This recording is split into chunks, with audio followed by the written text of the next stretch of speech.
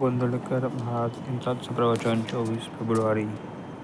आमच्या हातून वारंवार चुका होतात असे तुम्ही म्हणता.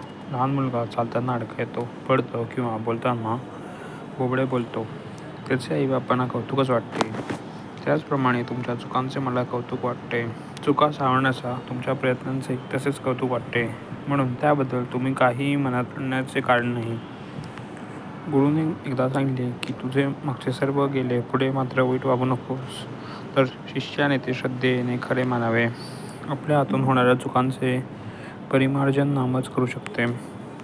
भगवंताचे नाम हे सर्व रोगांवर रामबाण औषधच आहे. नामाचे हे औषध सतत थेंब थेंब पोटात गेले पाहिजे.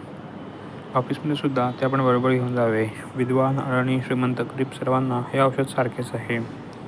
जो पथ्य सांभाळून हे औषध घेईल त्याला गुण लवकर येईल.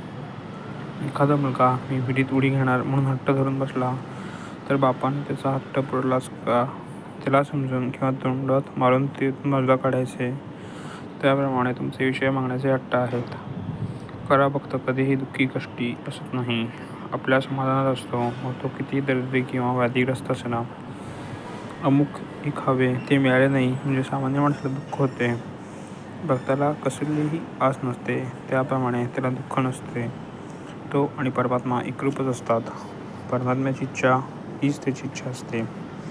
सगुणाची भक्ती करता करता त्याला मीचा विसर पडत जातो. मी नसून तूच आहेस ही भावना दृढ होत जाते. शेवटी मी नाहीसा झाला की रामकृष्ण वगैरेही नाहीसे होतात आणि परमात्मा तेवढा शिल्लक उरतो. आजारांमधून उठलेल्या अशक्त माणसाने जसे कठीणतेच्या आधाराने चालावे, त्याप्रमाणे प्रापंचिकाने सगुणाची भक्ती करून तरुण जावे. देहबुद्धी असणाऱ्या माणसाला सगुण वाचून भक्तीच करता येणार नाही.